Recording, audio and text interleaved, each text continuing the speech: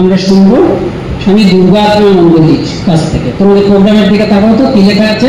স্বামী দুর্গাত্মানন্দ উত্তর 24 পরগনা 1-এর যুব পরিষদের উপদেষ্টা এবং উত্তর 24 পরগনা 1-এর ভাবপ্রচার পরিষদের সভাপতি। তিনি এবার সংক্ষেপে বলবেন 11-10 মিনিটের মতন। যাই হোক, উনি বলবেন একদম মূল বিষয় নিয়ে বলবেন, যুব বিভাগ এবং যুব পরিষদের উপযোগিতা। এটা ভারতবর্ষে 290 রামকৃষ্ণ মঠ এবং মিশনে 290টা কেন্দ্র আছে। হ্যাঁ, ভারতবর্ষের কথাই বলছি, ভারতবর্ষের বাইরে হলে আরো অনেক বেশি। 290টা কেন্দ্র আছে। আমরা প্রত্যেকটা কেন্দ্রে আমাদের ইউথ সেল আছে। এই ইউথ সেল বেশিরভাগ কেন্দ্রেই ছিল, কিন্তু আমরা 3-4 বছর আগে আমরা ঠিক করলাম যে আমাদের প্রত্যেকটা কেন্দ্রে ইউথ সেল হবে। সেটা ইউথ সেল হয়েছে। এই ইউথ সেলটা হওয়ার আগেই কিন্তু 4-5 বছর আগে কি আরেকটু আগে আমরা যুব পরিষদ করতে চেয়েছিলাম, শুরুও করে দিয়েছিলাম। যে 36টা ভাব প্রচার পরিষদ আছে, 36টা ভাব প্রচার পরিষদের অধীনে প্রায় 1000টা, যদি অবজারভার আশ্রম ধরা যায় 1000 ছাড়িয়ে যাবে। প্রায় 1000টা আশ্রম, যেগুলোকে প্রাইভেট আশ্রম বলে। তোমরা সব বিভিন্ন আশ্রম থেকে এসেছো, তোমরা প্রায় 33টা আশ্রম থেকে এসেছো। এরকম ভারতবর্ষতে 1000টার মতন আশ্রম আছে। আমরা দেখলাম এই 1000টা আশ্রমেও এই আমাদের যেমন ব্রাঞ্চ সেন্টারগুলিতে ইউথ সেল আছে, তেমনি একটা ইউথ সেল থাকা দরকার। আমরা নাম দিলাম যুব বিভাগ। নামটা শুধু তফাৎ করার জন্য, কিন্তু কার্যত এক। তা যুব বিভাগ এটা শুরু হয়েছিল। শুরু হওয়ার পরে মাঝখানে ওই করোনা আসার জন্য পশ্চিমবঙ্গে আমরা শুরু করেছিলাম। করোনা আসার জন্য গোলমাল হয়ে গেল। গত 1 বছর ধরে আবার আমরা ভাবলাম যেটা একটা ভালো জিনিস শুরু হয়েছিল, তা আবার শুরু করা যায়। 1000 আশ্রমে নিয়মিতভাবে যদি ধরো এই যুব বিভাগ চলে, সেখানে ধরো স্টাডি সার্কেল হবে, নিয়মিত সেবা কাজ হবে। এই হলে আমরা মনে করি যে 5-7 বছরের পরে আমরা একটা বিরাট ফল দেখতে পারবো, সম্মিলিত একটা বিরাট কাজ হবে। এটা মানে গোটা ভারতবর্ষে রামকৃষ্ণ বিবেকানন্দের ভাব প্রচারের ক্ষেত্রে তো বটেই, গোটা ভারতবর্ষের সামগ্রিক কল্যাণের জন্য একটা বিরাট ফল হবে। এটা হচ্ছে একটা বিরাট সম্ভাবনা। এই সম্ভাবনার কথাটা ভাবতে হয়। আমি এটা ভাবলে কি হয়, নিজের প্রতি বিশ্বাস আসে, নিজের প্রতি শ্রদ্ধা আসে। তাই এইটা মনে রাখবে, সেইটা ভেবে আমরা এই যুব পরিষদ করেছি। এবং এই করে ধীরে ধীরে আমরা সমস্ত ভারতবর্ষেই করছি। অনেক জায়গায় খুব ভালো হচ্ছে, অনেক জায়গায় একটু কষ্ট হচ্ছে, কিন্তু সবাই চেষ্টা করছে। এই 1000 বা 1000-এর বেশি আশ্রমে, প্রত্যেকটা আশ্রমে যুব বিভাগ তৈরি হচ্ছে। যুব বিভাগগুলোকে নিয়ে যুব পরিষদ। স্বামী বলভদ্রানন্দজি এবং অন্যান্য প্রীতিভাজন সন্ন্যাসীবৃন্দ, আমার যুব ভাইরা এবং এই 35টি আশ্রমের সম্পাদক, সভাপতি বা সহসভাপতি যারা এসেছেন, তাদেরকে আমার শুভেচ্ছা, অভিবাদন এবং ভালোবাসা জানাচ্ছি এখানে আসার জন্য। আমাকে বলা হয়েছে যে বিষয়টি একটু আগেই আমাদের বলভদ্রানন্দজি মহারাজ প্রায় বলেই দিলেন, যে যুব বিভাগ এবং যুব পরিষদের উপযোগিতা। আমি এটাতে যদি বলি যে যুব বিভাগ এবং যুব পরিষদের উপকারিতা একই হয়, হয়তো জানি না, একই হয়। এই উপকারিতাটা বললে সকালে কি উপকার হবে, আমার বহুদিনের একটা ঘটনা মনে পড়ে। প্রায় 30 বছর আগে ঘটনা। আমি তখন কামারপুকুরে আছি। একটি ছেলে, আমি ওই গ্রাম উন্নয়নের কাজ দেখতাম, তো সেখানে একটি ছেলে কলেজে সবে পাস করেছে, কামারপুকুরে কিছু দূরেই বাড়ি। বলছে, মহারাজ কিছু কাজ দেবেন, কিছু কাজ করব। তা আমি তাকে বললাম, আমাদের তো এখানে অনেক রকমের কাজ হয়, মাঝে মাঝে ক্যাম্প হয়, এই আই অপারেশন ক্যাম্প, তারপরে আমাদের মেডিকেল ক্যাম্প। তো তুমি এসো, সপ্তাহে 4 দিন কাজ করবে। আমি আসবো, আমার বন্ধুরা আসবে, এসো। আসবে, এখানে কাজ করবে। আর আরেকটা কন্ডিশন আছে, কি কন্ডিশন? আমি রবিবার দিনে আমরা বিকেলে এখানে যতজন আমাদের স্টাফ আছে যারা পল্লী মঙ্গলে কাজ করে, আমরা একটা পাঠচক্র করি। এই স্বামীজির পত্রাবলী, এই যেমন একটু আগে তখন এই আমার ভারত অমর ভারত হয়নি, ওই lecture from Colombo to Almora এইসব পাঠ হতো। ইংরেজিতে কি ছেলে পাঠ করতো, তো সেটাই বাংলা আরেকজন পাঠ করত। তো এই যে পাঠ করা আর সেটাকে বাস্তবে কাজে পরিণত করা। স্বামীজি বলেছিলেন আত্মবিশ্বাস। আর হচ্ছে একটা জিনিস, স্বামীজির কথা আমি যখন প্রথম শুনি খুব অল্প বয়সে, একটা জিনিস আমার সারা জীবন এখনো মনে গেঁথে আছে, যে পরোপকারী ধর্ম আর পরপীড়ন হচ্ছে অধর্ম। আর ভারতবর্ষের আমাদের জাতীয় আদর্শ হচ্ছে ত্যাগ এবং সেবা। এই ত্যাগ এবং সেবা আর পরোপকার, এইটা নিয়ে যদি আমরা কোনো কাজে অগ্রসর হই এবং বেশিরভাগ যদি ওই যুব সম্প্রদায়কে আমরা আমাদের কাছে টানতে পারি, সেটা কিন্তু পাঠচক্রের মাধ্যমে স্বামীজির সঙ্গে পরিচয় করিয়ে, এবং স্বামীজির সঙ্গে পরিচয়ের মাধ্যমটা হচ্ছে স্বামীজির রচনাবলী থেকে এই যে পাঠ, স্বামীজির রচনাবলী যেখানে যেখানে জ্বালাময়ী বক্তৃতা করেছেন, এই যে তখনকার দিনের যারা বড় বড় দার্শনিক, ইতিহাসবিদ, রাজনীতিবিদ এবং সমাজ সংস্কারক, এমন কোনো একজনও কাউকে দেখাতে পারবেন না যে স্বামীজির দ্বারা অনুপ্রাণিত হননি, প্রভাবিত হননি। সেটা স্বামীজির কিসের জন্য? স্বামীজির ত্যাগের জন্য। যিনি সর্বস্ব ত্যাগ করেছেন, তিনি এই ইহ জীবনের ভোগ সুখ ত্যাগ করেছেন, তার কথাই মানুষ শুনবে।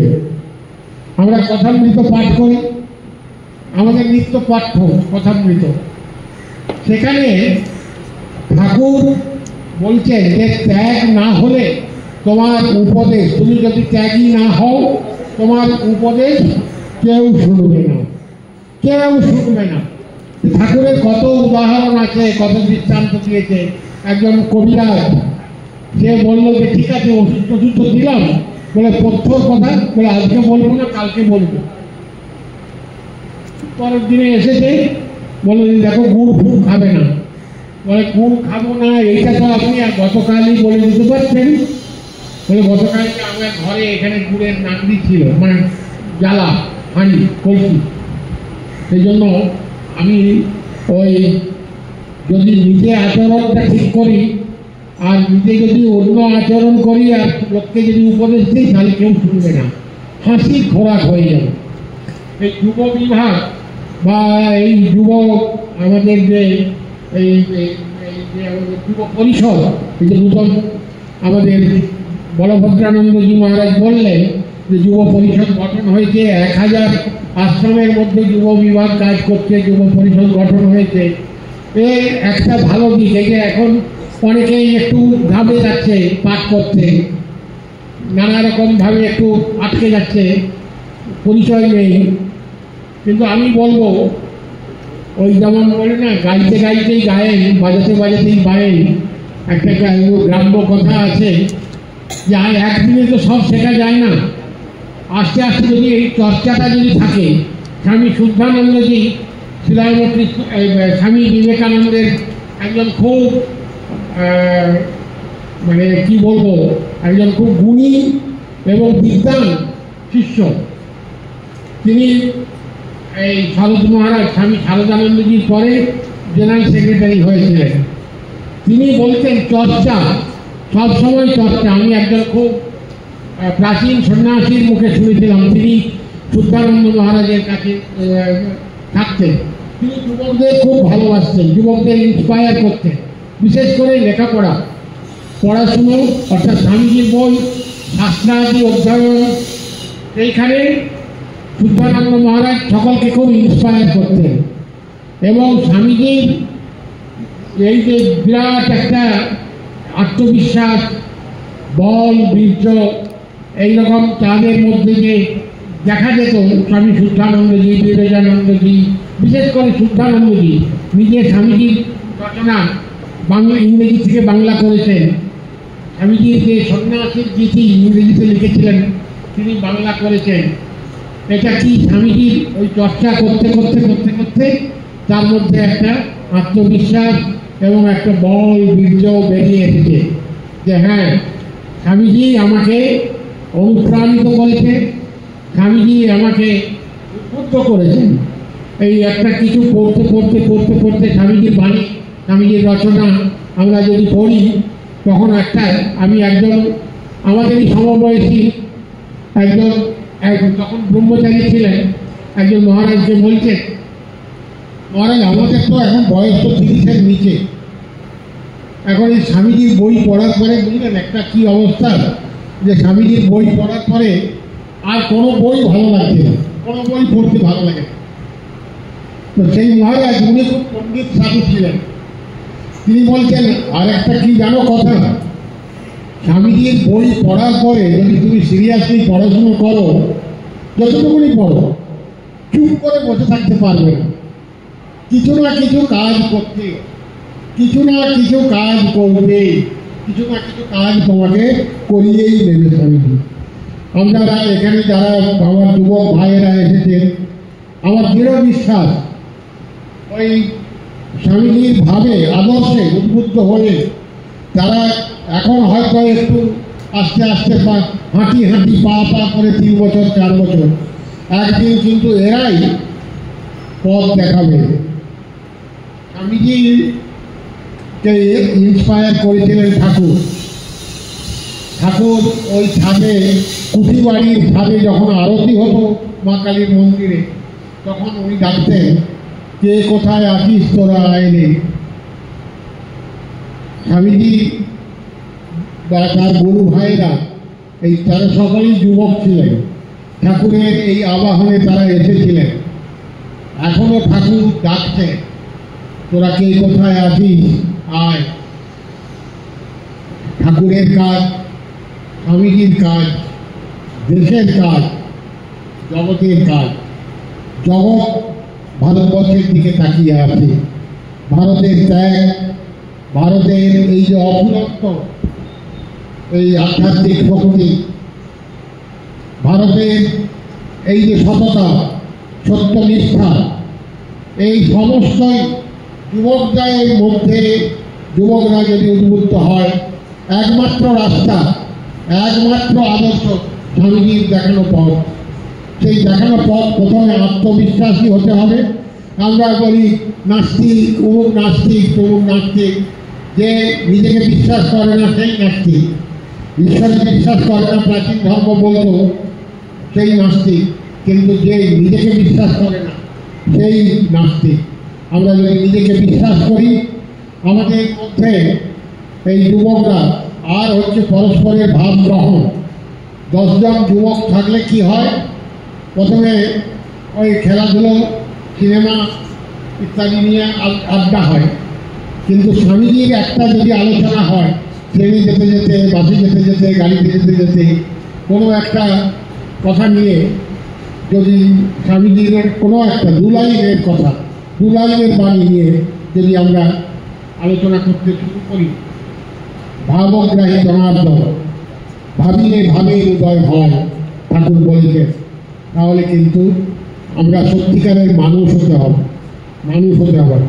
স্বামীজি বলছেন, তোরা মানুষ হ, তোরা কাজ করে করতে করতে মরে যা। স্বামীজি মৃত্যু চাকরি কারো, মরে যা মানে এমন কাজ করবে, বাবা এই মানুষটা এত কাজ করছে। অনেক জায়গায় দেখেছি একটা যুবক সে কীভাবে 1000টা যুবককে উদ্বুদ্ধ করেছে এই ভালো কাজে, শিক্ষা, স্বাস্থ্য, গ্রামোন্নয়ন এবং অন্যের নিজের পায়ে দাঁড়ানো। আমি 1000 টাকা দিয়ে দিলাম, 500 টাকা দিয়ে দিলাম, বাস আমার কাজ শেষ, তা নয়। সকলের মধ্যে সচেতনতা, যুবকদের এটাই কাজ যে প্রত্যেকের মধ্যেই ঈশ্বর আছেন, আমার মধ্যেই যে ঈশ্বর আছেন, আমার হৃদয়ে যে ঈশ্বর আছেন, সকলের মধ্যেই সেই একই পরমাত্মা আছে, তাকে জাগ্রত করা।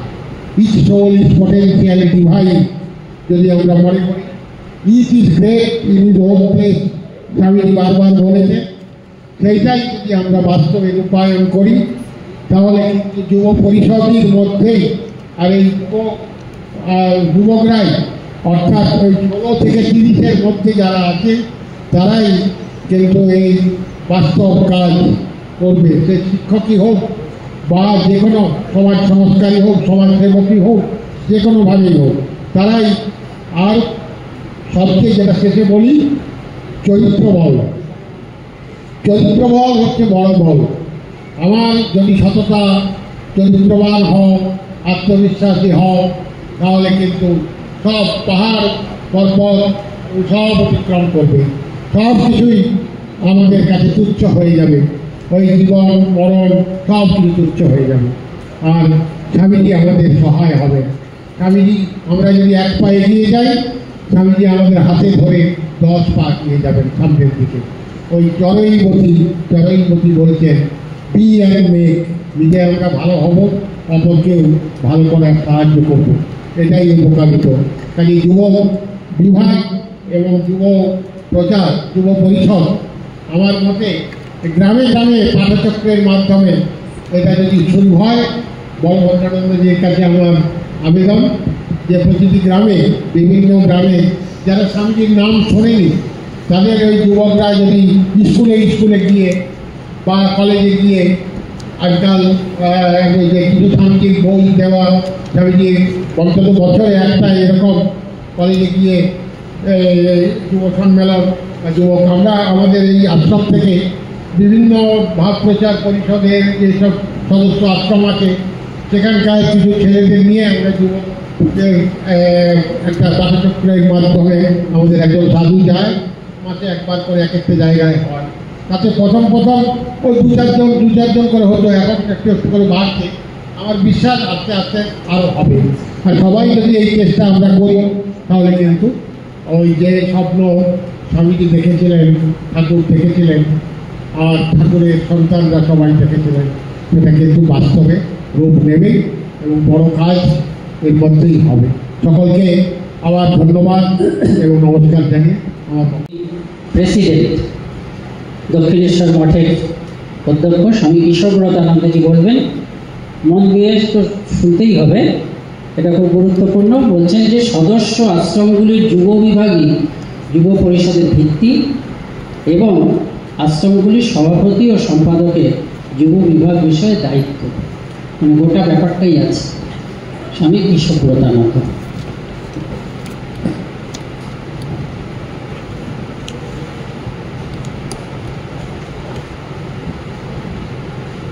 ओम स्थापकाय धर्मदेव रामकृष्णाय नमः। मंचे भूयिष्ठ सकल श्रद्धेय महाराजদের চরণে প্রণাম জানাই।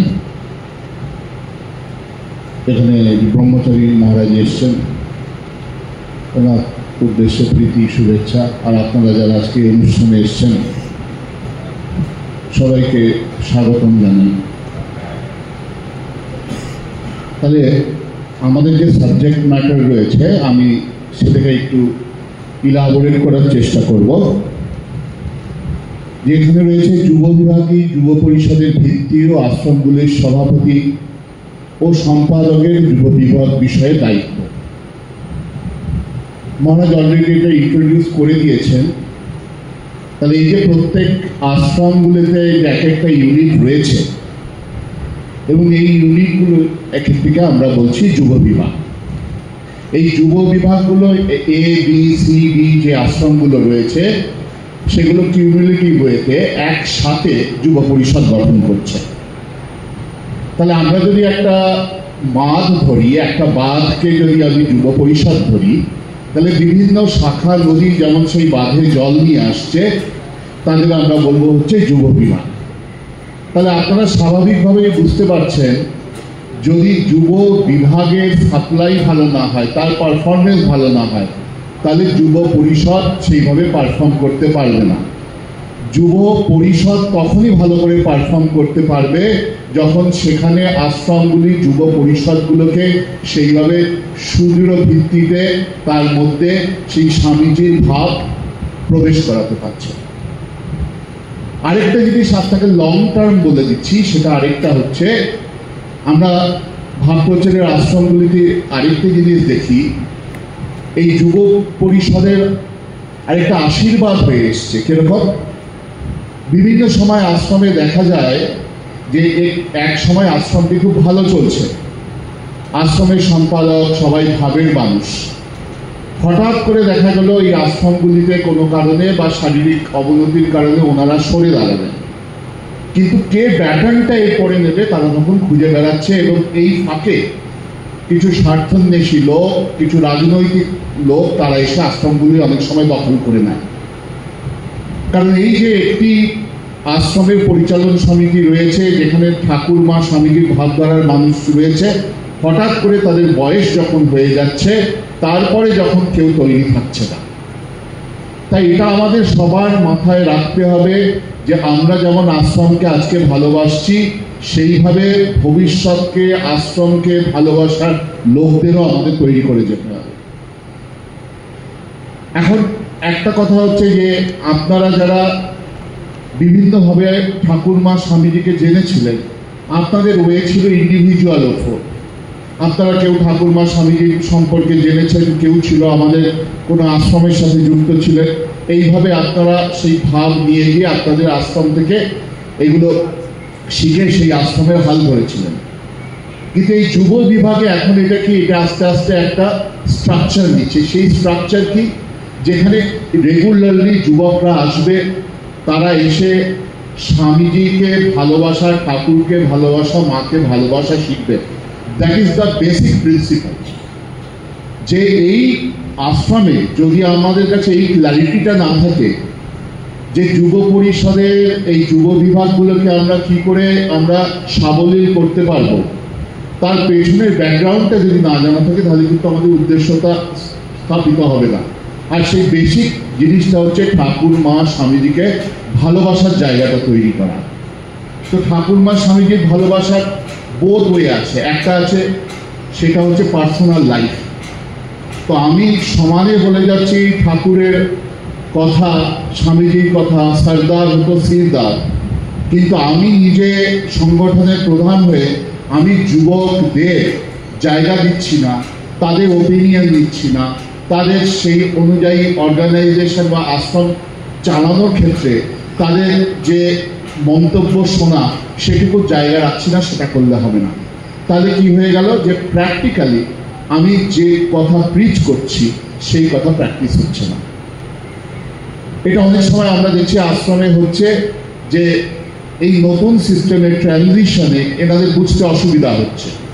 আপনি ছোট্ট ছোট্ট যদি উপমা নেন ঠাকুর মায়ের জীবনে, মায়ের লাইফে দেখুন, মা হয়তো কোনো কাউকে একটা কিছু প্রেজেন্ট করবেন, রাধুকে দেবেন, লক্ষ্মী দিদির কাছে ওপিনিয়ন চাইছেন, লক্ষ্মী দিদির কাছে কিছু দেবেন, রাধুর কাছে ওপিনিয়ন চাইছেন।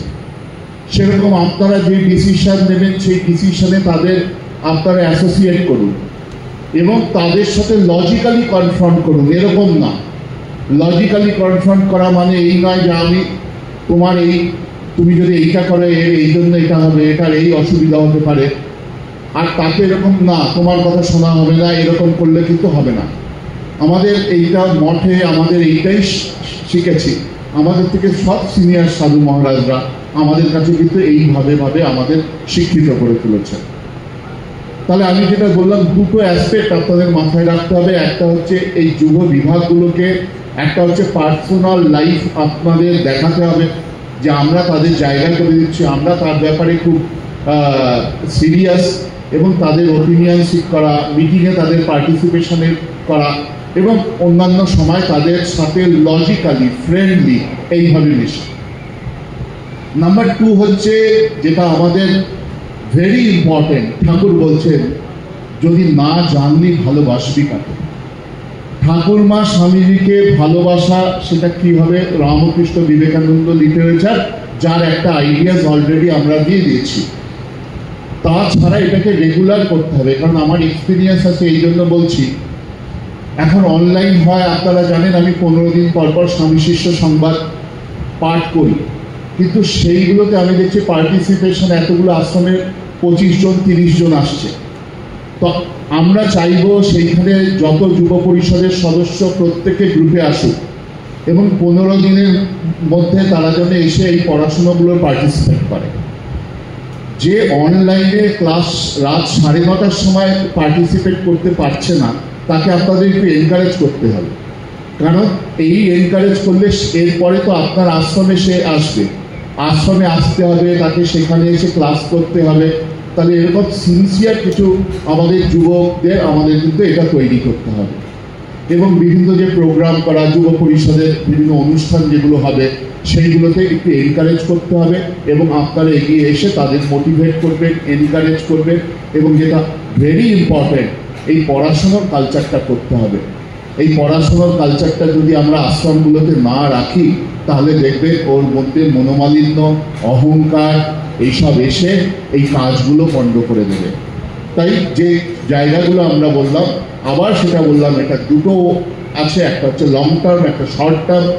লং টার্ম হচ্ছে আশ্রমের পরবর্তী জেনারেশনকে তৈরি করা, আর শর্ট টার্ম বা ইমিডিয়েট হচ্ছে হলো কি এই যুব পরিষদকে সাবলীল করার জন্য এই যুব বিভাগকে প্রত্যেক আশ্রমকে আপনারা একটু ইম্পর্টেন্স দিয়ে, একটু সিরিয়াস নিয়ে, আন্তরিকতার সাথে তাদের মোটিভেট করবেন এবং সেই দিকে এগিয়ে নিয়ে যেতে সাহায্য করবেন। কারণ মনে রাখবেন, এই যুব বিভাগই হবে এই যে রামকৃষ্ণ মঠ মিশনের স্বামীজি যা বলছে যে আমার জীবনের যদি একটি ব্রত বলা যায়, সেটি হচ্ছে মানুষের অন্তর্নিহিত দেবত্বের যে এই প্রকাশ, সেটাকে সবার কাছে প্রচার করা।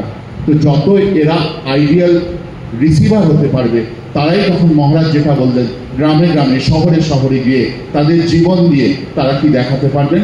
স্বামীজি যেটা বলছেন, আমার জীবনের একটি ব্রত মানুষের অন্তর্নিহিত দেবত্বের প্রকাশ, এবং তার প্রত্যেকটি কাজে তার রিফ্লেকশন সম্ভব, ম্যানিফেস্টেশন সম্ভব, তারা করে উঠতে পারবেন। এই বলে শ্রী শ্রী ঠাকুরমা স্বামীজির চরণে প্রণাম জানিয়ে, মহারাজদের চরণে প্রণাম জানিয়ে আমি আমার বক্তব্য শেষ করছি। ঈশ্বরতানন্দকে। এবার শ্রী প্রশান্ত চৌধুরী, এই যুব পরিষদের তিনি ভাইস প্রেসিডেন্ট এবং এই অঞ্চলের ভাবপ্রচার পরিষদের তিনি কনভেনার। তার বিষয় হচ্ছে যুব বিভাগ ও যুব পরিষদের সংবিধান। এটা তোমরা তো যুব বিভাগ থেকে কনভেনাররা এসছো, আরও সঙ্গে জয়েন্ট কনভেনার এসছো, তোমাদের মাথায় যেন একদম পরিষ্কার থাকে এই সংবিধান, সেটি খুব ভালো করে পড়বে, শুনবে। আর উত্তর 24 পরগনায় এই যুব বিভাগ করতে কীরকম অবস্থা সবগুলোতেই হয়েছে, উনি সে সম্বন্ধে বলবেন। কাজী প্রশান্ত চৌধুরী, আমি তোমরা মন দিয়ে শুনেছি কিনা সেটা আমি পরীক্ষাও করতে পারি, মানে আমি একেবারে প্রতিজ্ঞা করছি না যে পরীক্ষা করব, কিন্তু আমি হয়তো একজনকে ডাকতে পারি। বলো তো, যুব বিভাগের আর যুব পরিষদের রিলেশনটা কি? এনার বক্তৃতা হয়ে যাওয়ার পরে এটা তোমাদের একটু পরিষ্কার থাকতে হবে, কাজে এটা খুব মন দিয়ে শুনবে, নাহলে কাজ করতে পারবে না। যে কাজ করবে সে যদি কি আমার উদ্দেশ্য এগুলো না জেনে সে তো কাজ করতে পারবে না।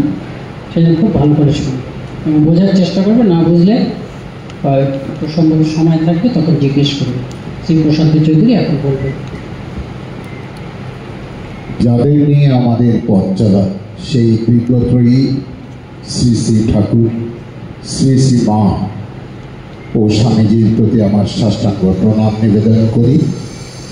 মঞ্চে উপবিষ্ট পূজনীয় মহারাজ বৃন্দের প্রতি আমার গভীর শ্রদ্ধা ও ভক্তিপূর্ণ প্রণাম নিবেদন করি।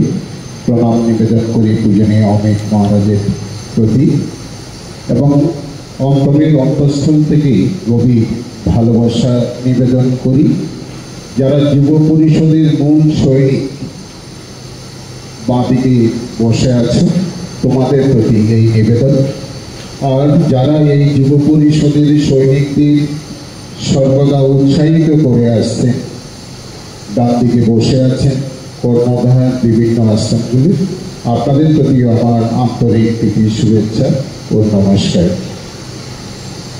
আমার আলোচ্য বিষয় হচ্ছে যুব বিভাগ ও যুব পরিষদের সংবিধান এবং উত্তর 24 পরগনা 1 পরিষদের যুব বিভাগ ও যুব পরিষদের বর্তমান অবস্থা। আমার মনে হয় কেন্দ্রীয় কমিটি অর্থাৎ রামকৃষ্ণ মঠ ও রামকৃষ্ণ মিশন বেলুড় মঠ থেকে যে সংবিধান আমাদের হাতে তুলে দেওয়া হয়েছে যুব পরিষদের মূল স্তম্ভ বলে আমি মনে করি। এই স্তম্ভটি তখনই যদি ঠিক থাকে তবেই আমাদের যুব পরিষদগুলি শক্তিশালী হবে এবং নিয়ম নিষ্ঠা সহকারে শ্রদ্ধা সহকারে আমরা স্বামীজি কাজ করতে পারব। যেখানে বলা হচ্ছে যে আমি দ্বিতীয়টি বলব, ভাবপ্রচার পরিষদের অন্তর্ভুক্ত সদস্য আশ্রমগুলিতে একটি করে যুব বিভাগ থাকবে। এই নির্দেশ আসার পরে আমরা আমাদের জেলাতে গোবরডাঙ্গা অঞ্চলে একটি সাধারণ সভা আহ্বান করি, যেখানে যুব সঞ্চালক এবং প্রতিটি আশ্রমের সম্পাদককে উক্ত সভায় আহ্বান করা হয়েছিল। প্রত্যেকটি আশ্রম থেকে সেইভাবে প্রতিনিধিরা এসেছিল এবং তাদেরকে এই যুব বিভাগ কীভাবে গঠন করতে হবে সংবিধান সম্পর্কেও তাদেরকে সেদিন জানানো হয়েছিল। আমার মনে হয় সেদিনের সেই সভার একটি সুফল আজকে আমরা পেয়েছি। প্রত্যেকটি আশ্রম আজকে এখানে উপস্থিত আছে। শুধু মায়েদের দ্বারা পরিচালিত দুটি আশ্রম নিয়মবিধি অনুসারে আসার কথা নয়, কিন্তু এই দুটি আশ্রমও খুব সুন্দরভাবে তাদের যুব বিভাগে গঠিত হয়েছে যুব পরিষদের, তার একটি নমুনা আমাদের হাতে দিয়েছে এবং সেই আশ্রমের যারা সঞ্চালিকা রয়েছে তাদের সঞ্চালিকার রিপোর্টও আমরা যথাসময়ে পেয়েছি। পরবর্তীতে যেটি রয়েছে, প্রত্যেকটি আশ্রমের যুব বিভাগে একজন করে যুব সঞ্চালক থাকবে। আমার মনে হয় আমাদের এই জেলায় যে কয়টি আশ্রম আছে প্রত্যেকটি আশ্রমে প্রথম দিকে আমাদের একটু ভুল হয়েছিল। যেমন প্রথম নির্দেশ আসার সাথে সাথে আমরা পবিত্র ভূমি দক্ষিণেশ্বরী রামকৃষ্ণ মঠে একটি সভা আহ্বান করা হয়েছিল। সেখানে আমরা যুবক এবং যুবতীদের নিয়ে যুব পরিষদ গঠন করেছিলাম।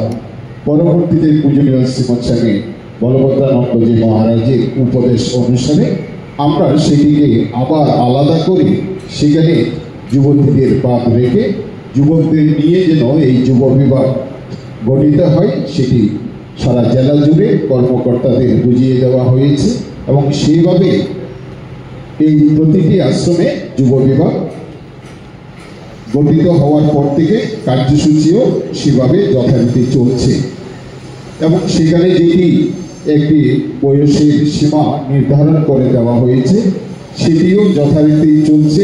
একটি আশ্রমে শুধু 40+ একজন সঞ্চালক রয়েছে। সেই আশ্রমটিও চেষ্টা করছে আগামী 1 মাসের মধ্যে সেই যুব সঞ্চালকের পরিবর্তন করে নতুন সঞ্চালক সেখানে রাখা হবে। পরবর্তীতে যেটি দেখা যাচ্ছে যে সদস্য আশ্রমে যুব বিভাগগুলিকে নিয়ে প্রতিটি ভাবপ্রচার পরিষদের আওতায় একটি করে ভাবপ্রচার যুব পরিষদ গঠন করা হবে। প্রতিটি সদস্য আশ্রমের যুব সঞ্চালক হবে ওই ভাবপ্রচার পরিষদের অন্তর্গত যুব পরিষদটির একজন, যেটি আমি একটু আগে উল্লেখ করেছি। এটি যথারীতি আমাদের এই জেলাতে আমরা পালন করার চেষ্টা করছি এবং প্রতিটি আশ্রম শ্রদ্ধার সহিত সেটি মেনে নিয়ে কাজ করে যাচ্ছে। রামকৃষ্ণ মঠ বেলুড় মঠের সাধারণ সম্পাদক মহারাজ প্রতিটি ভাবপ্রচার পরিষদের সহসভাপতিদের মধ্য থেকে সেখানকার যুব পরিষদের সভাপতি মনোনীত করবেন। সেটিও যথারীতি পরম পূজনীয় শ্রীমৎ স্বামী ঈশ্বরপ্রতানন্দজি এই দায়িত্ব পালন করছেন। পরবর্তীতে দেখা যাচ্ছে ভাবপ্রচার পরিষদের সভাপতি মহারাজ উপদেষ্টা হিসেবে থাকবেন। আপনারা আজকে সবাই প্রথমেই জানতে পেরেছেন পরম পূজনীয় শ্রীমৎ স্বামী দুর্গাত্মানন্দজি মহারাজ এই দায়িত্ব পালন করছেন। পদাধিকার বলে সংশ্লিষ্ট ভাবপ্রচার পরিষদের আহ্বায়ক যুব পরিষদের সহসভাপতি হবে। সেই নির্দেশ অনুসারে আমিও সেই দায়িত্ব পালন করার চেষ্টা করে যাচ্ছি। প্রতিটি যুব পরিষদের সভাপতি তাদের যুব পরিষদের সদস্যদের মধ্য থেকে আহ্বায়ক ও যুব আহ্বায়ক নিয়োগ করবে। সেভাবে আমাদের প্রথম সভাতে আহ্বায়ক আমরা নির্বাচিত করেছিলাম প্রসন্নদীপ সাহা, সেই যথারীতি রয়েছে। কিন্তু আরেকজন সোহম দাস বলে যাকে নির্বাচিত করা হয়েছিল, দুর্ভাগ্য বা তার জন্য আনন্দের বিষয়, সেই চাকরির সূত্রে কোনোভাবেই নিজে আশ্রমে সময় দিতে পারছে না, আর আমাদের সাথে সেভাবে যোগাযোগ রক্ষা করতে পারছে না বলে পূজনীয় প্রেসিডেন্ট মহারাজের নির্দেশ অনুসারে শুভেন্দু বাছাই বসিরহাট অঞ্চলে কাটিয়াহাট আশ্রমের একজন প্রতিনিধিকে আমরা যুগ্ম আহ্বায়ক হিসাবে রেখেছি। এবার কথা হচ্ছে যুব এই পরিষদে ভাব প্রচারে যে গঠন হবে নিম্নরূপ, সেটি আপনাদেরকে পুনরায় জানিয়ে দিয়ে আপনাদেরকে এই কপিগুলি দেওয়া আছে। একজন হবেন সভাপতি, যিনি ভাব প্রচার পরিষদের সহ সভাপতিদের মধ্যে থেকে বেলুর মঠে সাধারণ সম্পাদক কর্তৃক মনোনীত। দ্বিতীয় হচ্ছে সহসভাপতি, সংশ্লিষ্ট ভাব প্রচার পরিষদের যিনি আহ্বায়ক তিনি সহসভাপতি হবেন। আহ্বায়ক তিনি হবেন যুব পরিষদের সভাপতি দ্বারা মনোনীত একজন যুব সঞ্চালক, আর যুগ্ম আহ্বায়ক তিনি হবেন যিনি যুব পরিষদের সভাপতি দ্বারা মনোনীত একজন যুব সঞ্চালক, এবং অন্যান্যরা থাকবে এই পরিষদের সদস্য হিসাবে, যারা সঞ্চালক প্রতিটি আশ্রমে তারাই থাকবে।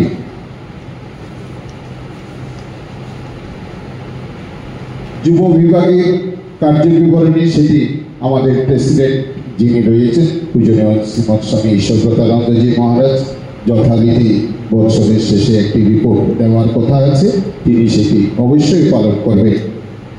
10 নম্বরে যেটি রয়েছে ভাব প্রচার পরিষদের আদলে বছরে একবার যুব পরিষদেরও একটি সম্মেলন করতে হবে, যেটি আজকে এখানে আয়োজিত হচ্ছে। এটি শুধু এই বছর বলে নয়, প্রতি বছর কিন্তু এই বার্ষিক সম্মেলন অনুষ্ঠিত হবে। তবে সেই ক্ষেত্রে দেখা যাচ্ছে ভাব প্রচার পরিষদের বার্ষিক সম্মেলনও কোনো একটি অধিবেশন যুব পরিষদের আহ্বায়ককে যুগ্ম আহ্বায়ককে উপস্থিত থেকে যুব পরিষদের কার্যাবলী রিপোর্ট পেশ করতে হবে। আজকে যারা উপস্থিত রয়েছে এই যুগ্ম আহ্বায়ক এবং আহ্বায়ক, সামনে আমাদের যে 7 মাসিক বা বার্ষিক সম্মেলন হবে পরিষদে, সেখানে তাদের রিপোর্ট পেশ করার কথা বলা হয়েছে। আশা করি তারা এটা হচ্ছে ভাব প্রচার পরিষদের সম্মেলন, তাতে এরা দুজন থাকবে প্রত্যেকটা আশ্রম থেকে। ঠিক মহারাজ, একজন থাকবে, একজন মানে জয়েন্ট কনভেনার বা কনভেনারের মধ্যে একজন আচ্ছা না, দুজনেই থাকবে, দুজনেই থাকার কথা, একজন থাকলে ভালো। আচ্ছা, যুব পরিষদের কনভেনার বা জয়েন্ট কনভেনার একজন থাকবে, থেকে যুব পরিষদের কার্যাবলী ভাব প্রচার পরিষদে বলবে, তাই তো? কারণ ভাব প্রচার পরিষদেরই অধীনে হচ্ছে যুব পরিষদ। ঠিক আছে, আপনি বলুন।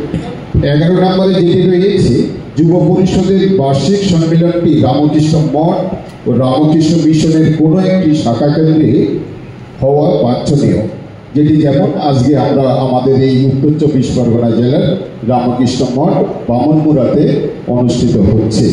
আগামী দিনে কোনো একটি মঠ মিশনের সেন্টারে অনুষ্ঠিত হবে, সেটি দ্বিতীয়ার্ধের আলোচনাতে আপনারা জানতে পারবেন। পরবর্তীতে যেটি 12 নম্বরে যেটি দেখা যাচ্ছে সেটি হচ্ছে মায়েদের দ্বারা যে সমস্ত আশ্রমগুলি পরিচালিত। আপনারা জানেন 34টি আশ্রম রয়েছে, আজকে সেখানে 32টি আশ্রম উপস্থিত আছে। ওই মায়েদের দ্বারা পরিচালিত সেই 2টি আশ্রম আজকে অংশগ্রহণ করার কথা নয়, তার জন্য তারা আজকে উপস্থিত নেই, কিন্তু একটি পর্যবেক্ষক আশ্রম রয়েছে, সেটিও আজকে এখানে উপস্থিত রয়েছে। তো সেখানে যে সমস্ত নিয়মবিধি রয়েছে আপনাদেরকে পূর্বেই জানিয়েছি, সেইভাবে মায়েদের পরিচালিত আশ্রমগুলি যথারীতি চলছে। আর আমাদের যেটি প্রতি 15 দিনের মধ্যে একবার অনলাইনে আমাদের প্রেসিডেন্ট পূজনীয় শ্রীমৎ স্বামী ঈশ্বরপ্রতানন্দজি মহারাজ সঞ্চালকদের নিয়ে বা যুব প্রতিনিধিদের নিয়ে যথারীতি অনলাইনে ক্লাস করছে, এবং আমার কাছে যেটুকু রিপোর্ট আছে যে আমরা আশাবাদী আগামী দিনে এই অনলাইনে আরও বেশি করে যুব প্রতিনিধিরা অংশগ্রহণ করবে। আরেকটি অনুদান শিবিরও 15 আগস্ট দক্ষিণেশ্বর রামকৃষ্ণ মঠে অনুষ্ঠিত হবে, সেটি 1 দিবসীয়। তো আমার মনে হয় সময় শেষ হয়েছে। কথা হচ্ছে যেটি জানতে চেয়েছেন মহারাজ, যুব বিভাগ যুব পরিষদের সংবিধান কি বলছে, আর সেই সংবিধান মেনে আমাদের উত্তর 24 পরগনা জেলার যুব পরিষদ ঠিকভাবে চলছে কিনা, এটি সব কিছু নির্ভর করছে আপনাদের উপরে। আগামী দিনে এর গতি বৃদ্ধি করার ক্ষেত্রে আপনাদের সক্রিয় সহযোগিতা আমাদের একান্তভাবে প্রয়োজন। ঠাকুর মা স্বামীজির কাছে প্রার্থনা করব আপনাদের মধ্যে শক্তির সঞ্চার ঘটুক। ঠাকুর মা স্বামীজির শুভাশীর্বাদ নিয়ে আমরা সবাই পুণ্যভূমি এই উত্তর 24 পরগনা জেলার যুব পরিষদের কার্যক্রম সুচারুরূপে সুসম্পন্ন করতে পারব, এই আশা রেখে পূজনীয় মহারাজদের প্রতি পুনরায় প্রণাম নিবেদন করে আপনাদের প্রতি শ্রদ্ধা নিবেদন করে আমার বক্তব্য এখানেই শেষ করলাম। জয় ঠাকুর, জয় মা, জয় স্বামীজি। আচ্ছা, এটা পরে বলবো। হ্যাঁ, আচ্ছা, তো প্রশান্ত চৌধুরী মহোদয়কে ধন্যবাদ। এবার প্রসন্নদীপ সাহা, জয়েন্ট কনভেনার, না যুব পরিষদের কনভেনার, তুমি চলে এসো। তোমার বক্তব্য হচ্ছে যুব পরিষদ ও যুব বিভাগের কর্তব্য ও পারস্পরিক সম্পর্ক। খুব তাড়াতাড়ি বক্তব্যে চলে যাবো, হ্যাঁ, সময় কম তো। সবাইকে নমস্কার। আমরা জানি তোমরা আমাকে শ্রদ্ধা করো। ঠাকুর স্বামীজিকে প্রণাম, গুরুজনদের প্রণাম, এরকম করে শুরু করো।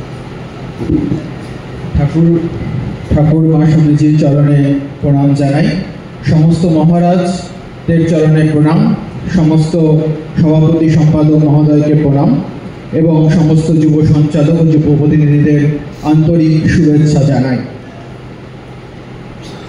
একটু আগেই বলা হলো শুধুমাত্র মায়েদের দুটি আশ্রম ব্যতীত প্রত্যেকটি আশ্রমের যুব বিভাগে যুব পরিষদের অন্তর্ভুক্ত হয়েছে। তারাও এই নিয়ম বিধি মেনে যুব বিভাগ গঠন করেছে এবং যথারীতি রিপোর্ট পেশ করেছে। এবং একটি পর্যবেক্ষক আশ্রম রয়েছে ভাবপ্রচার পরিষদে, তারাও এখানে উপস্থিত আছে। যুব বিভাগদের প্রত্যেকটি যুব বিভাগের একজন করে যুব সঞ্চালক রয়েছে। সেই যুব সঞ্চালকদের নিয়ে এবং সাথে ভাবপ্রচার পরিষদের সহসভাপতি, ভাবপ্রচার পরিষদের কনভেনার, তাদেরকে নিয়েই এই যুব পরিষদ গঠিত হয়েছে। প্রত্যেকটি যুব বিভাগের কার্যাবলী কীরূপ হবে সেটাই পাঠ করবার চেষ্টা করছি। প্রতিটি যুব বিভাগ নিম্নোক্ত কার্যক্রমের ওপর গুরুত্ব আরোপ করবে। যুব পরিষদ এবং ভাবপ্রচার পরিষদের সঙ্গে নিরন্তর যোগাযোগ রক্ষা করে চলবে। সাপ্তাহিক পাঠচক্র সংগঠিত করা, যেখানে স্বামীজির গ্রন্থপাঠ, ভজন, ধ্যান প্রভৃতির অনুশীলন করা হবে। যুব পাঠচক্র কিভাবে হবে তার জন্য সংশ্লিষ্ট পাঠ্যসূচি দ্রষ্টব্য। ইতিমধ্যে বেলুড় মঠ থেকে প্রেরিত পাঠচক্রের নিয়মাবলী আপনাদের প্রত্যেকের কাছে দেওয়া হয়েছে। প্রত্যেকটি আশ্রমে যেন ঠিকভাবে এই নিয়মবিধি মেনে পাঠচক্র সুসম্পন্ন করা হয়। এছাড়াও মহারাজ যেটি বললেন, 15 দিন অন্তর গুগল মিটের মাধ্যমে এই ভাবপ্রচার পরিষদের সমস্ত সদস্য আশ্রমের যুব প্রতিনিধিদের নিয়ে একটি পাঠচক্র চলছে। প্রত্যেকটি যুব বিভাগের কর্তব্য তাদের আশ্রমের প্রতিটি যুব সদস্যকে সেই পাঠচক্রে যুক্ত হওয়ার জন্য প্রস্তুত থাকা। তারা যেন প্রত্যেকে সেই পাঠচক্রে যুক্ত হয় এবং সেই পাঠচক্রে যারা যুক্ত হবে এবং সিনসিয়ারলি ক্লাস করে, তাদের নিয়ে ইতিমধ্যে একটি অনুধ্যান শিবির দক্ষিণেশ্বর মঠে অনুষ্ঠিত হয়েছে। 15ই আগস্ট ভবিষ্যতে হবে এবং আগামী দিনে আরও এরকম অনুধ্যান শিবির আমরা করতে পারবো বলে আশাবাদী। আশ্রমের সেবা কার্য তথা নানা ধরনের সেবামূলক ক্রিয়াকাণ্ডে যুবকদের যুক্ত করা, যেমন রক্তদান, বৃক্ষরোপণ, পরিবেশ সচেতনতা রক্ষা ইত্যাদি। রামকৃষ্ণ বিবেকানন্দ সাহিত্যের প্রচারে ভাবপ্রচার পরিষদের আশ্রমগুলির বিশেষ দায়িত্ব রয়েছে। এর মধ্যে যেমন পড়ে মঠ মিশন প্রকাশিত বিভিন্ন গ্রন্থ এনে একে অন্যকে বিক্রি করা, তেমনি রামকৃষ্ণ মঠ প্রকাশিত বিভিন্ন পত্রিকা, উদ্বোধন, প্রবুদ্ধ ভারত ও নতুন নতুন গ্রন্থ সংগ্রহ করা। পরিষদ আশ্রমগুলি মনে করলে আশ্রমের যুব বিভাগ এই কাজের দায়িত্ব নিতে পারে। গদাধর অভ্যুদয় প্রকল্পের আদলে দরিদ্র ভাই বোন ও ছাত্রছাত্রীদের মধ্যে বিনামূল্যে খাদ্য ও পড়াশোনার সামগ্রী বিতরণ করতে পারে। আর্থিকভাবে এবং শিক্ষাগতভাবে পিছিয়ে থাকা অঞ্চলে শিক্ষার প্রসার ঘটানো, অবৈতনিক কোচিং সেন্টার, বিনামূল্যে প্রয়োজনীয় পাঠ্যপুস্তক বিতরণ, মোটিভেশনাল ক্লাস ইত্যাদি পদক্ষেপের সাহায্যে এটি করা যেতে পারে। আশ্রম বা স্থানীয় ক্লাব, স্কুল, কলেজ ও যুব সংগঠনে অন্তত একবার অর্ধ দিবস বা পূর্ণ দিবসের জন্য যুব সম্মেলনের আয়োজন করা। যুব সম্মেলনগুলির মূল উদ্দেশ্য রামকৃষ্ণ বিবেকানন্দ ভাবধারায় চরিত্র গঠন। তাই এই সম্মেলনে যে গানগুলি গাওয়া হবে সেগুলি যেন স্বামীজির গান বা দেশত্ববোধক গান হয়। এছাড়া নিকটবর্তী রামকৃষ্ণ মঠ ও রামকৃষ্ণ মিশনের শাখা কেন্দ্রগুলিতে যুবকদের নিয়ে যাওয়া এবং মহারাজদের সঙ্গে সম্বোধিত করা। সম্ভব হলে তাদের জন্য মিশনের শাখা কেন্দ্রগুলিতে অর্ধ দিবস অথবা এক দিবসীয় আবাসিক ক্যাম্পের আয়োজন করা। ইতিমধ্যে দক্ষিণেশ্বরে একটি অনুধ্যান শিবির হয়েছে, আগামী দিনে আরও হবে। জাতীয় যুব দিবস, স্বাধীনতা দিবস, প্রজাতন্ত্র দিবস আবশ্যিক রূপে পালন করা। রামকৃষ্ণ মঠ ও মিশনের উৎসবাদী ও সংঘগুরু বা বর্ষিয়ান সাধুদের আগমন সংবাদ যুবকদের জানানো। আগ্রহী যুবকদের জন্য দীক্ষার ব্যবস্থা করা এবং নিকটবর্তী রামকৃষ্ণ মঠ ও মিশনের শাখা কেন্দ্রগুলির সঙ্গে তাদের পরিচয় করিয়ে দেওয়া। মাঝে মাঝে বেলুড় মঠ সহ ঠাকুর, মা, স্বামীজি, পার্শ্বদগণের স্মৃতিপ্রুত নিকটবর্তী স্থানাদিতে নিয়ে যাওয়া। আশ্রমের সঙ্গে যুক্ত যুবকদের একটি তথ্য ভাণ্ডার তৈরি করা এবং যুবকদের সঙ্গে নিয়মিত যোগাযোগ রাখা।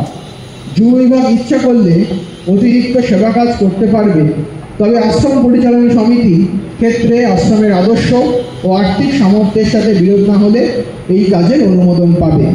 এছাড়াও প্রত্যেকটি যুব বিভাগ বছরে 2টি করে মিটিং করবে। তারা সেই মিটিংয়ের কার্যবিবরণী একটি রেজুলেশন বুকে লিপিবদ্ধ করবে। প্রত্যেকটি যুব বিভাগ যদি এইভাবে সমস্ত নিয়মনীতি মেনে পাঠচক্র এবং অন্যান্য সেবা কার্যে যুক্ত থাকে, তবেই এই যুব পরিষদের সমগ্র কার্যবিবরণের ধারা ফল্গু নদীর ন্যায় স্রোতস্বিনী হয়ে উঠবে। ঠাকুরমা স্বামীজির কাছে প্রত্যেক যুব বিভাগগুলি যাতে ঠিকভাবে চলে, প্রত্যেকটি যুব সদস্য যেন সমস্ত পাঠচক্রগুলিতে এবং আশ্রমের সেবা কার্যে অংশগ্রহণ করে, এই প্রার্থনা করে আমি আমার বক্তব্য শেষ করছি। নমস্কার। যিনি কেন্দ্রীয় যুব পরিষদ কমিটির কোঅর্ডিনেটর বেলুড় মঠ থেকে এসেছেন, তিনি প্রাসঙ্গিক মন্তব্য আজকের এই বিষয় সম্বন্ধে করবেন।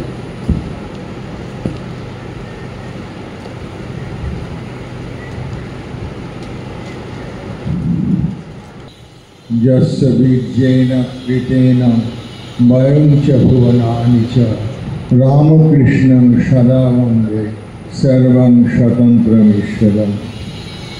परम पूज्यपाद श्रीमद स्वामी दुर्गात्मानंद जी महाराज, परम पूजनीय श्रीमद स्वामी बलभद्रानंद जी महाराज और अन्यान्य महाराजबृंद सकले आमार प्रीतिभाजन एवं आजकेर एखाने जारा उपस्थित भावप्रचार परिषदेर থেকেও যারা এদিকটায় বসেছেন আপনারা নিজেরাই জানেন, তারা সেইভাবে এপাশে বসেছেন।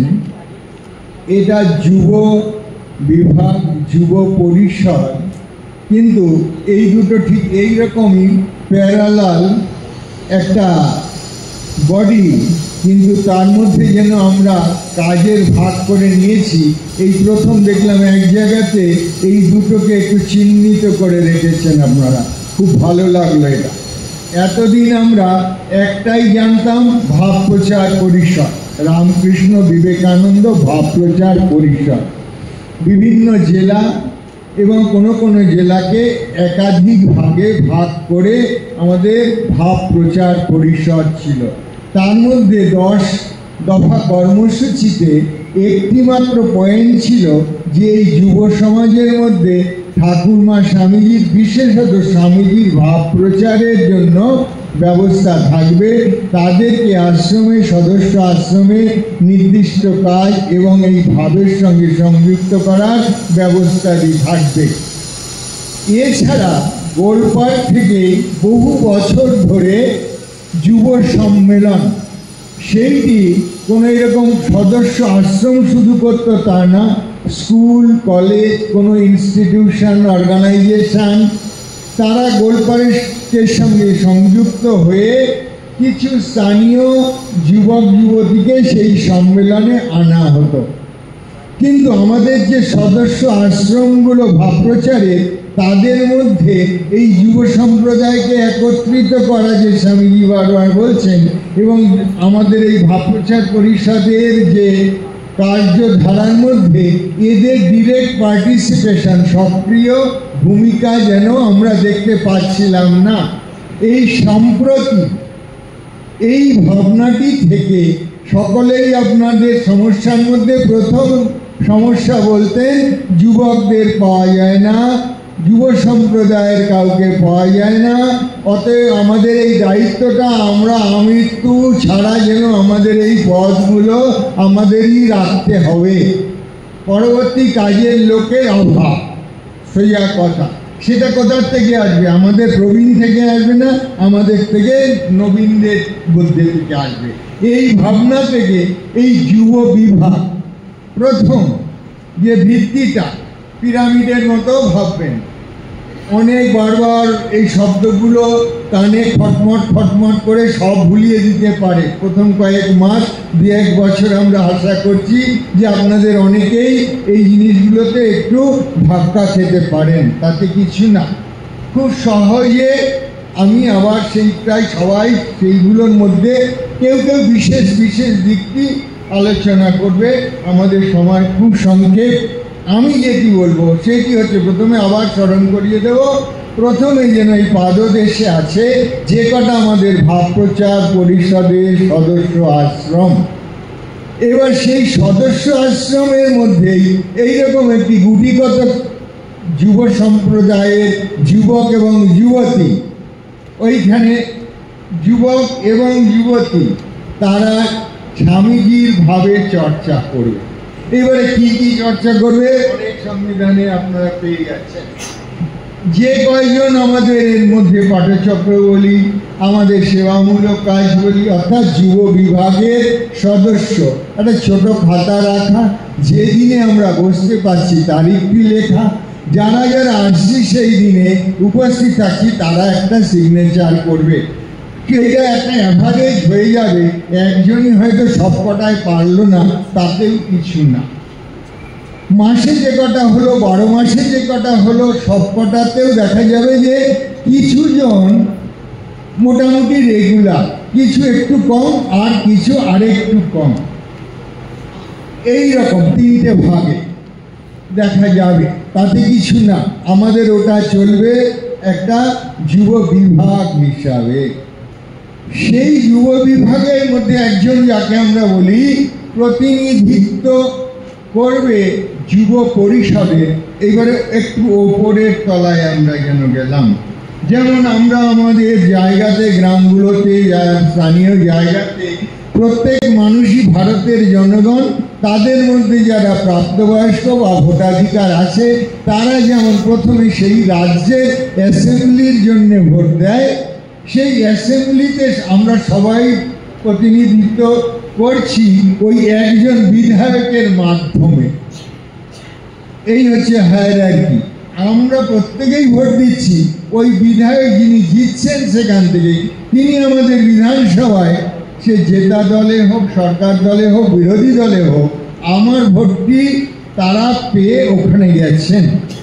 ঠিক সেই রকম যুব পরিষদটি হচ্ছে এই যুব বিভাগে ঠিক ওপর স্তরে। সেইখানে এই প্রত্যেকটি সদস্য আশ্রমের যতজনই সদস্য থাক না কেন তাদের মধ্যে একজন মাত্র প্রতিনিধিত্ব করবে। তাকে আমরা নাম দিচ্ছি সঞ্চালক বা কোঅর্ডিনেটর। এই কোঅর্ডিনেটরের মধ্যে ওই যুব বিভাগ থেকে মেয়েদের এখনই আমরা নিতে পারছি না, যুব বিভাগেই তারা তাদের কার্যকলাপের সঙ্গে যুক্ত থাকবে। আমি খুব যেগুলোতে একটু ভুল, এর মধ্যে একজন হবে আহ্বায়ক। ক্লিয়ার? ওই আহ্বায়ক পুরো যে পরিষদটা তাকে চালনা করার দায়িত্ব ওই নিচের প্রত্যেকের যুব বিভাগগুলির সঙ্গে সংযোগ, সে আছে মাঝখানে, এবং বেলুড় মঠের কেন্দ্রীয় যে যুব পরিষদ এবং ভাগ প্রচার পরিষদ তার সঙ্গে সংযুক্ত থাক, একটা ওপরে একটা যেন নিচে, সে আজকে আছে মাঝখানে। এখন আমরা যে এর সঙ্গে যুক্ত হয়েছি আগে যেন একটু বিচ্ছিন্নভাবে, ওই স্কুলে হয়েছে, ওই স্কুলের ছাত্র, ওই আশ্রমের কাছাকাছি, ওই হলটার পাড়ার লোক কিছু ছেলে পেলে পাঠালো, কিছু মাস্টারমশাই তার ছাত্রছাত্রীকে পাঠালো, এইভাবে আমরা যুবকদের মধ্যে স্বামীজির ভাবনা প্রচার করেছি। এখন এই প্রতিটি সদস্য আশ্রমেরই দায়িত্ব যে এই পরবর্তী আমাদের বড়দের কাজগুলো পরবর্তীদের তারা করবে। এইভাবে বডিটা তৈরি হলো, পরিষদটা গঠন হলো, কিন্তু তাদের বয়স রাখা হয়েছে 40 পর্যন্ত, 18 থেকে 40। এই কারণে যে ওই পরিষদ যে গেল সঞ্চালক হিসাবে, সে তারা প্রত্যেকেই কিন্তু এটা এতদিন ছিল না। ভাব প্রচার পরিষদের মানে যেটা বড়দের, তার যে পরিচালন সমিতি ম্যানেজিং কমিটি, তার মেম্বার হতে পারবে, হতে হবে। এইখানে ঢুকে গেল বড়দের মধ্যে, এই ছোটদের থেকে একজন ঢুকে গেল, অর্থাৎ তাকে আমরা নির্ভর করছি যে আমাদের যখন বড়দের মধ্যে প্রবীণদের মধ্যে কেউ আর কার্যক্ষম থাকছেন না বা কোনো কারণে তাকে আমরা রাখতে পারছি না বা তিনি থাকতে চাইছেন না বা তিনি থাকার মতো অবস্থায় নেই, তখন যেন সেই কাজটা লোকাভাবে বন্ধ না হয়ে যায়। তাহলে এই প্রবাহটা গতিশীল করার জন্য এই ভাবনাটা এইখানে, এবং আমরা অন্য যারা সদস্য তাদের সাধারণ সদস্য বা শুধু সদস্য হিসেবেই আমরা আছি, কিন্তু আমরা কেউই কম নই, এইটি বলা আমার দরকার। কারণ আমাদের ভোটে পার্লামেন্ট পর্যন্ত দেশের চলছে, তাই তো? অতএব আমরা মনে করি আমাদের তো ওই 5 বছর একটা ভোট দেওয়া ছাড়া কিছু করার নেই, কিন্তু না, তবু আমার ভোটে একজন মিনিস্টার হয়েছে, আমার ভোটে একজন প্রাইম মিনিস্টার হয়েছে, এরকমও তো কোনো কোনো জায়গার লোকেরা বলতে পারে। সেই বিষয়টি কিন্তু গুরুত্বপূর্ণ। এখানেও তাই, আমার ব্যক্তি জীবন, আমার ব্যক্তি জীবন যেমন এর দ্বারা উপকৃত হবে, সমৃদ্ধ হবে, কেন আমরা যে কয়েকজন একসঙ্গে একভাবে এক মনোভাবী, স্বামীজি এটার উপর বিশেষ জোর দিয়েছে যে সংগঠন তখনই দীর্ঘস্থায়ী হবে যখন আমাদের কমন ইন্টারেস্ট থাকবে। এখানে রামকৃষ্ণ বিবেকানন্দ ভাবটাই আমাদের কমন ইন্টারেস্টের জায়গা। এখানে বিভিন্ন ভিন্ন ভাবনা আদর্শের স্থান নেই, অতএব আমাদের কমন ইন্টারেস্ট আমরা জানি। সেই জন্য আমি পজিশন না পেলে আমি এখানে অনাদৃত নই, অবহেলিত নই, এইটি বারবার ভাবা। তাহলে আমরা সংঘবদ্ধ হয়ে কাজ করব, এবং সংঘবদ্ধ হয়ে কাজ করা স্বামীজি এ নিয়ে অনেক, তোমরা যখনই এই সমস্ত চর্চাগুলো করবে যুব বিভাগে এবং পরিষদে অনেক পাবে।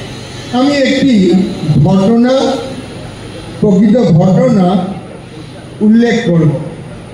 আমাদের একজন প্রবীণ মহারাজ স্বামী গৌরীশ্বরানন্দজি রামময় মহারাজকে আমাদের একজন মহারাজ, ইয়াং মহারাজ প্রশ্ন করেছিলেন সেই ঘটনাটা বলবো। তিনি বলেছিলেন যে মহারাজ ছিল, আমরা তো বাইরে অনেক সাধু দেখি, তারা তো ভগবান লাভ করবে, আমরা যে সঙ্গে আছি, এই গোষ্ঠীর মধ্যে আছি, আমাদের বিশেষত্ব কি? বোঝা যাচ্ছে? বোঝা যাচ্ছে কি বলতে চাইছি? যে আমাদের বিশেষত্ব কি? মহারাজ বললেন, কয়লার উনুন দেখেছিস? বলছে হ্যাঁ, দেখবো না কেন? কি হয় সেখানে কয়লার উনুনটায়? একটা বড় একটা কয়লার চাকাকে 10 ভাগ করে 10টা খণ্ড করে একটা উনুন ভরানো হয়, তাই তো? উনুনটা একটু পরে ধুয়ে উঠে আলো এবং সে প্রজ্বলিত হতে থাকে কয়লার টুকরোগুলো। তারপরে আমরা রান্না টান্না চাপাই। এখন মায়েদের দেখেছিস তো এরকম উনুন? বলে হ্যাঁ দেখেছি। বলে একটা টুকরোকে মাটির নিচে নামিয়ে রাখ, তাহলে আর 9টা কয়লার টুকরো জ্বলছে, আগুন দাউ দাউ করে। কিছুক্ষণ পরে পরে দেখা যায় যে উনুনের নিচে যে টুকরোটাকে রাখা হয়েছিল নাবিয়ে, সে কেমন নিষ্প্রভ হয়ে যাচ্ছে, সে সাদা হয়ে যাচ্ছে, সে ধুলোর মতো সাদা। কিছুক্ষণ পর সেটাকে মায়েরা নাড়িয়ে টাড়িয়ে লোহা দিয়ে আবার উনুনের মধ্যে দিয়ে দেয় ওই 9টি টুকরোর ওপরে। একটু পরে দেখা যায় সেও আবার সেই আগের মতো জ্বলতে শুরু করেছে। এখন প্রশ্ন কি, যে ওই 9টি টুকরো যখন জ্বলছিল, একটিকে আমরা নিচে নামিয়ে রেখেছিলাম, একটি বড় কয়লার চাকের থেকেই তো 10টি টুকরো করা হয়েছিল, প্রতিটির মধ্যেই ছিল সমান শক্তি, হ্যাঁ কি না বলবে তোমরা? প্রত্যেকটির মধ্যেই ছিল সমান শক্তি, কিন্তু এই 9টি জ্বলছে উনুনের ওপরে তাদের শক্তিকে প্রকাশ করে। এ আর নিজের শক্তিতে বেশিক্ষণ জ্বলতে, উত্তর বলো, বাকিটুকু আমি ছেড়ে দিচ্ছি তোমাদের জন্য, সে আর জ্বলতে পারছে না, এই বলতে হবে, পারছে না। কিন্তু তার একই শক্তি, সাংঘাতিক দৃষ্টান্ত। বলছে ওই 9টি টুকরোর মধ্যে আবার যখনই তাকে দিয়ে দেওয়া, সে আবার জ্বলতে শুরু করলো। তাতে কি বোঝা গেল? যে এতক্ষণ যে 10টি টুকরো জ্বলছিল, প্রত্যেক 9টি টুকরো অপর একটি টুকরো থেকে সাহায্য পাচ্ছিল। আমরা সেটাকে যেন অনুভব করি না, আমরা ওই সবগুলো মিলেই জ্বলছে। এইখানেও তাই, আমি একলাও স্বামীজি চর্চা করতে পারি বাড়িতে বসে, তাই তো?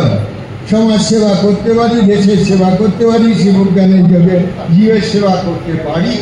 কিন্তু যখন আমি এই সংগঠনের মধ্যে দিয়ে আসি, তখন একে অপরকে আমরা ওই টুকরোগুলোর মতো, প্রত্যেকের মধ্যে অনন্ত শক্তি থাকলেও তার পরিস্ফুটনে একে অপরকে আসলে সাহায্য করে চলি। এই বড় কথা। ধন্যবাদ।